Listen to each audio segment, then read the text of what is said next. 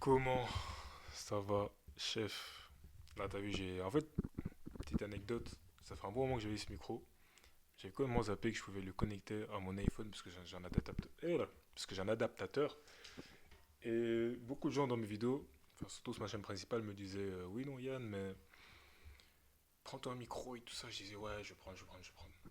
Et en fait, j'ai commandé un micro. Je l'ai pris sur Amazon de bonne qualité. Sauf que, comme un con, j'ai pris un micro de type C. Alors que j'ai l'iPhone 15. Donc, ce qui fait que je peux pas l'utiliser.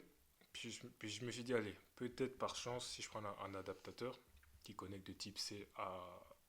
Enfin, de normal à type C. Enfin, qu'est-ce que je dis, putain de merde. Bref, j'ai pris les anciens. Enfin, j'ai pris. Bref, j'ai pris un micro qui se connecte aux anciens iPhone. Ok. Et ça se connecte pas vu que j'ai l'iPhone 15. Et je me suis dit, ok, si je prends un adaptateur qui se connecte de l'ancien partie de l'iPhone au nouveau type C, ça va le faire. Non, ça fonctionne pas. Donc tout ce qui est audio, micro, ça fonctionne pas. Mais pour charger, ça peut fonctionner. Mais bref, assez parlé. Là, je sais déjà que tous ceux qui s'intéressent pas à moi, ils ont déjà quitté la vidéo.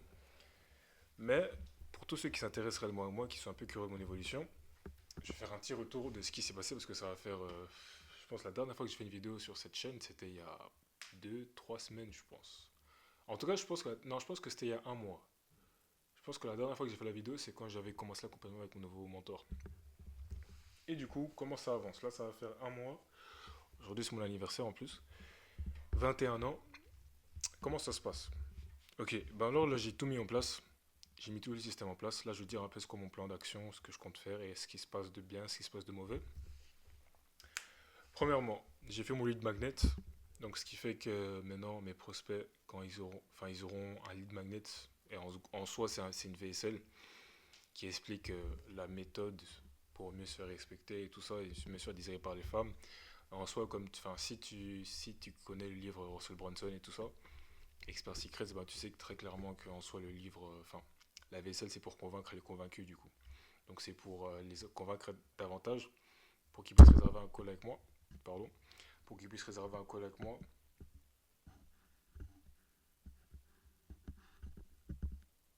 Voilà, pour qu'ils puissent réserver un call avec moi et qu'ils puissent être mis en confiance quoi. Et du coup, j'ai une nouvelle méthode de prospection que j'ai établie. Enfin, c'est la méthode de mon mentor. En gros, si je peux vraiment résumer, c'est tu vas plus te focaliser sur la fidélisation et sur l'empathie et tout ça que juste commencer à prospecter dans le vide et commencer à avoir des gens que tu connais, enfin qui te connaissent ni d'Adam ni d'Ève en call en fait. Ok. Déjà, ça rend les appels de vente plus faciles et ça rend la chose plus agréable aussi. Parce que quand tu as un client qui est beaucoup plus fidèle à toi, il y a beaucoup plus de chances aussi qu'il te paye mieux au long terme et que ce soit pas un client chiant en fait. Tu vois. Et ça, c'est un souci que j'avais, c'est que la plupart des mecs que j'ai eu, ils ont payé la première fois parce que je suis un bon closer, je pense. Je pense que j'arrive à, quand même à persuader les gens. Mais au long terme, ça tient pas. Après, je pense qu'il y a une part aussi du fait que c'était mon programme qui n'était pas si bien que ça à cette époque-là. Mais je pense aussi que d'une part, ils n'étaient pas assez fidélisés à moi. Ils m'aimaient pas assez pour qui j'étais. Ils voyaient pas encore peut-être la valeur que j'avais apportée, tu vois. Donc ça, c'est ça. Donc là, maintenant, je pense que je t'ai déjà montré le logiciel. Mais voilà. Donc en soi, voilà, j'ai passé un mois à mettre toutes les fondations. J'ai passé un mois à tout refaire. Donc à changer mon offre. Là, je suis revenu sur mon offre de base, mais elle est un peu plus précise. C'est plus intéressant. Je sais déjà comment je vais m'y prendre. Puis j'ai beaucoup appris sur moi aussi entre-temps. Que ce soit avec les femmes, le respect, la santé, donc tout ce qui est testostérone et tout ça. Donc j'ai encore plus de connaissances à partager. Donc ça c'est ça, ça m'a pris un mois. J'ai dû lire le livre Expert Secrets. J'ai dû mettre en place mon tunnel de vente pour récupérer les emails. Là maintenant tout est connecté. Et là pour que tu saches, là je suis environ à 176 euros de charge mensuelle pour mon business, juste pour qu'il tourne. Pour que tout le système puisse tourner ensemble en soi. Et en soi ça va, c'est pas si mal. Et du coup ça c'était la première phase de mon business, c'était tout remettre en marche. Ensuite dès que ça a été fait, j'ai commencé à devoir faire ma, ma SOP pour le setting, pour commencer la prospection et tout ça. Ok. Et du coup, vu que moi j'en ai déjà fait la prospection, j'ai déjà eu mes premiers ventes, mes premiers appels closés bah, moi-même. Du coup, mon mentor, il m'a dit que je dois commencer à déléguer. Donc c'est ce que j'ai commencé à faire. J'ai commencé hier ou avant-hier la prospection. J'ai dû faire une SOP et tout ça, ça s'est bien passé. Et c'est une autre méthode en fait, comme j'ai dit. Et j'étais un peu perdu au début et là je commence un peu à comprendre. Et là du coup, le problème que j'ai un peu auquel je fais face, c'est... Comment expliquer? C'est trouver un setter. J'avais un ami à moi qui a fait le setting pendant 2 jours. Après il a dû arrêter parce que lui aussi, enfin il a vu que c'est chronophage quand même. Et tout ça et tout ça. Et heureusement, synchronicité, Dieu fait bien les choses. Au début, je me suis levé, quand mon pote m'a dit que ouais non, yeah, je pense que ça va être chaud pour moi et tout, ça m'a un peu fait chier. Mais après, je me suis dit, bon, comme pour, enfin, si t'es dans mon télégramme, mais je pense pas parce que je le mentionne pas ici, mais je me suis dit, en vrai, s'il se passe ça, c'est que Dieu veut m'apprendre quelque chose. Donc je me suis dit, ok, ça fait chier, mais on reste calme. Et je me suis dit, aujourd'hui, on va tout faire pour trouver un setter.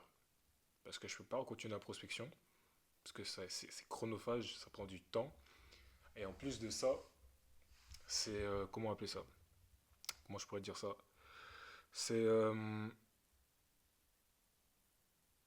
ça nique ta clarté mentale en fait. Quand tu es un entrepreneur qui fait de la création, tu as besoin d'être bien mentalement. Ça j'ai remarqué. Quand tu prospectes, ça te rajoute un stress en plus et c'est un truc de robot. Genre, t'es pas là en mode création, tu vois. Là, je suis vraiment en train d'ouvrir je suis vraiment en train d'ouvrir la partie créative de mon cerveau et j'aime bien rester comme ça. Comme là, je suis en train de faire tout plein de formations gratuites, enfin des formations offertes parce que c'est ce que mes prospects ont besoin pour être mis en confiance et pour les envoyer en DM. Et voilà. Et du coup, et du coup, c'est ça. Donc, il s'est cassé. Et après, ce que j'ai fait d'intelligent, c'est que directement, en fait, j'ai dit synchronicité, pourquoi? C'est parce qu'il y a longtemps, il y a pas longtemps, il y a un bout qui m'avait mis dans un groupe d'entrepreneurs à Bangkok. Et du coup, ça, c'est un gros cheat code. Gros cheat code, parce que du coup, je suis entouré de mecs qui ont des business hyper intéressants. Puis un jour, je lisais les messages et tout. Puis après, je vois un bug. Il dit, ouais, non, j'ai une agence de setting, donc pour tous les infopreneurs et de ça, si vous voulez des setters, faites-moi signe. J'ai fait, oh, intéressant. Donc j'ai screen son numéro et tout ça, et je me suis dit que bon, le jour où j'en ai besoin, je vais vers lui, tu vois. Du coup, j'ai pris mon pote et tout, puis 2 jours après, du coup, aujourd'hui, je me dis, bon, ok, donc directement, j'envoie un message à mon mentor, je lui dis, ouais, j'ai absolument besoin d'un setter. Il m'a envoyé 2 numéros, je les ai tous les deux contactés. Il y en a un, il a 2 entretiens, et il y en a une, j'ai envoyé le formulaire, elle a déjà répondu. Et là, je suis content parce que ce qu'elle dit, ça a l'air bien, ça a du sens. Et je pense qu'on va devoir booker, enfin faire un appel pour faire ça en bien. Du coup, ça c'est ça. Et elle m'a l'air motivée et ça se voit que elle a des attentes réalistes. Genre, elle n'est pas ici pour se faire 2K, mais pour se faire 500, 300 euros et ça c'est complètement faisable. Et en gros, elle aimerait travailler pour plusieurs infopreneurs pour faire ça full time. Et pour. En fait, faire du setting, c'est vraiment. Enfin, c'est pas que c'est facile. C'est pas que c'est facile. Mais si tout ce que tu as à faire, c'est du setting, c'est grave chill en vrai. Franchement, juste faire du setting, c'est grave chill. Mais ce qui est chiant, c'est faire du setting et en plus de ça, faire du contenu, faire ci, faire ça, ça, c'est plus chiant. Mais du coup, c'est un peu ça. Donc là, je suis content parce que j'ai trouvé une solution à ça. Et voilà, il y a ça. Et en gros, sinon, la vie, ben, ça va, les gars, c'est juste ça. Je suis plus trop actif ici parce que je suis en train de vraiment focaliser sur mon business. Puis le peu de temps que j'ai, je le prends pour moi-même. Même la vidéo YouTube sur mon compte normal, j'ai un peu arrêté, mais là, j'aurais commencé. Je vais commencer à faire des vidéos avec ce micro ici. Comme ça, il n'y aura plus de plaintes. L'audio sera mieux, ça fera un peu plus pro. Et voilà, je compte me commander mon autre micro d'ici fin du mois. Comme ça, je pourrais faire des vlogs, parce que les vlogs, c'est bien pour fidéliser un peu ton audience et pour que il n'y ait pas que des vidéos de valeur, tu vois. Donc là, pour un peu t'expliquer ma stratégie de contenu les jours à venir, c'est que là, ma stratégie de contenu, mon mentor m'a dit de recommencer à faire 3 réels par semaine. Genre, juste faire 3 réels par semaine, juste question de voir que. Enfin, pour que mes prospects me voient toujours sur les réseaux, en fait, tu vois. Parce qu'en fait, quelque chose que j'ai dû comprendre avec le temps, c'est qu'en fait, fidéliser quelqu'un, il faut juste que tu sois dans sa gueule tous les jours. Mes prospects vont me voir sur YouTube, ils vont me voir sur Telegram, ils vont me voir dans leur mail, ils vont me voir sur YouTube. sur Instagram, dans leurs réels, ils vont me voir dans les stories, ils me verront partout, tu vois. Et c'est vrai que quand tu vois quelqu'un partout, il y a un moment, tu te dis, mais putain, en fait, il fait quoi lui? Puis ça se peut que tu vas commencer à t'identifier à lui et à le voir comme ta solution à tes soucis, en fait. Ok? Donc ça, c'est ça. Parce que moi, à chaque fois, mes questions, c'était oui, ok, mais via le newsletter, c'est quoi le taux de conversion? Non, faut pas le voir comme ça. Faut le voir à quel point est-ce que ça fidélise quelqu'un. Et tôt ou tard, tu sais pas d'où il vient le monsieur, mais en tout cas, il va seulement dire que ouais, mec, quand j'avais vu ça et tout, j'ai kiffé, et boum. Il suffit que tu mettes une story, il suffit que tu fasses un réel, que tu aies posté une type de vidéo YouTube, et c'est bon. Mais sinon, pour t'expliquer comment ma méthode elle fonctionne en soi, c'est le but. En fait, le but c'est de prospecter à froid chez mes concurrents. Et là, je vais vraiment prospecter dans mes concurrents qui sont dans l'aspect social. Je les prends et après, je prospecte leurs likes et tout ça et je les DM. Ok, je les envoie vers mes différents canaux. Donc, je les envoie vers YouTube pour les envoyer une formation offerte sur un problème spécifique. Là où je vais dire quoi faire pour résoudre ceci, mais pas comment faire ceci. Ça, c'est pour ceux qui sont dans mon programme, du coup. Et du coup, en soi, les quatre problèmes de mon avatar client, c'est en gros la discipline, le respect, les femmes, on va dire un peu, le fait qu'ils ne soient pas trop désirés, qu'on le freine ou qu'on le manque de respect, qu'on le prenne pas au sérieux, qu'ils sont un peu perdus, ne savent pas quoi faire dans sa vie et son physique. Ça, c'est vraiment les quatre grosses problématiques de mon avatar client. Et là, j'en ai déjà fait deux et je vais encore en faire. Mon but c'est d'avoir au moins 10 formations offertes. Dès que j'en ai 10, je sais que il y aura, enfin, j'aurais vraiment fait les grandes lignes, quoi. Et là, au niveau du contenu, là, et comment je l'ai fait? Je l'ai fait avec Gamma. Ça fait des canevas et je fais juste mon script et j'améliore ça avec l'IA pour qu'il me donne plus de tips et pour que ce soit un peu plus, pour que ce soit un bon truc marketing aussi. Donc, ensuite, ce que je fais pour, comment on appelle ça? Qu'est-ce que je fais pour, ah ouais, pour le contenu. Du coup, Instagram, comme je t'ai dit, ça sera 3 réels. Je crois que je vais faire genre 2 réels facecam, un réel inspiration parce que j'aime bien les faire. Je trouve ça stylé fort en fait. Je trouve ça. En fait, mon coach m'a dit que oui, non, ça sert à rien, mais moi je trouve ça trop stylé. Ouais. Genre des réels en mode t'es là, tu te soulèves et tout. T'es avec des meufs, genre moi j'aime bien ça. Genre que ça perce ou pas, je m'en fous. Ok. Faire plus de carrousel aussi. Parce que mon Instagram il est un peu vide au niveau des photos. Je dois en faire, mais bon, je vais pas te mentir que vu que là je suis tout le temps chez moi, je sais pas trop quoi filmer des fois. Enfin, je sais pas trop quoi prendre en photo, à part la salle, mais c'est un peu ça. C'est pour ça que je compte me casser en Thaïlande. J'ai déjà pris mon billet d'avion pour ceux qui savent. Et YouTube, je compte faire 3 vidéos par semaine. Une vidéo formation offerte. Mais sauf que après X temps, sûrement que j'aurai fait le tour de tout. Donc sûrement que je retournerai à 2 vidéos facecam par semaine. Mais là pour l'instant c'est une formation offerte par semaine, une vidéo facecam par semaine et un vlog par semaine. Mais là du coup, là on sera plus en mode une formation offerte par semaine et 2 vidéos facecam par semaine. Et vlog, on va commencer à partir de mai. Dès que j'aurai commandé mon micro, comme ça on sera bon. Et voilà. Du coup, c'est un peu ça. Donc là, les priorités là actuellement, c'est vraiment de pondre ces putains de formations offertes, les mettre en story Insta aussi. Comme ça, mes prospects, quand je les prospecte, ils peuvent aller voir ça. Quand je commence la prospection à fond, je, je fais plus de stories parce qu'ils ont besoin de voir ça. Comme ça, ils cliqueront sur mes stories, ils verront ce que je dis, ce que je fais et tout ça pour un peu plus se sentir à l'aise. J'ai déjà la vérification Instagram, donc ça aussi c'est carré. Euh, je vais faire une autre vidéo YouTube aujourd'hui sur mon compte principal. Parce que là, en fait, mon YouTube, là, il stagne en fait. Parce que je fais plus de vidéos comme avant. Les vidéos, elles étaient trop, je sais pas. Mais il faut que je refasse des vidéos comme avant. Et que mes vidéos puissent vraiment percer un peu pour agrandir mon audience. Et les vidéos qu'on perçoit en soi chez moi, c'était même pas des vidéos très compliquées. Hein. C'était vraiment des vidéos où je parle devant la caméra, sans montage, juste comme ça. Et en soi, c'est ça. Et ouais, hein. Ouais, en soi, c'est juste ça, les gars. C'est juste ça que j'ai à faire. C'est vrai que les formations, ça prend un peu de temps. Et sinon, en soi, le but, c'est vraiment de finir avec ça. En fait, là, il faut que tu te dises que là, mon business, je suis vraiment focus dans le marketing. Parce que là, en soi, mon programme, il n'est pas encore complet. Donc là, j'ai le squelette de mon programme. Je sais pourquoi mon élève doit passer, mais j'ai pas encore fait tous les modules. Tu vois, parce que ça serait con de travailler sur un programme et t'as même pas encore la partie marketing qui est déjà en place, tu vois. Donc ça, c'est une grosse erreur. Ça, c'est une grosse erreur à ne pas faire, les gars. C'est travailler sur un programme avant même que le marché ait envie de ce programme. Ok. Donc d'abord le marketing, d'abord l'acquisition client, ensuite le programme. Mais tu sais déjà ce que tu vas faire, mais genre le programme n'est pas à 100% là, quoi. Ok. Ça, c'est la première chose.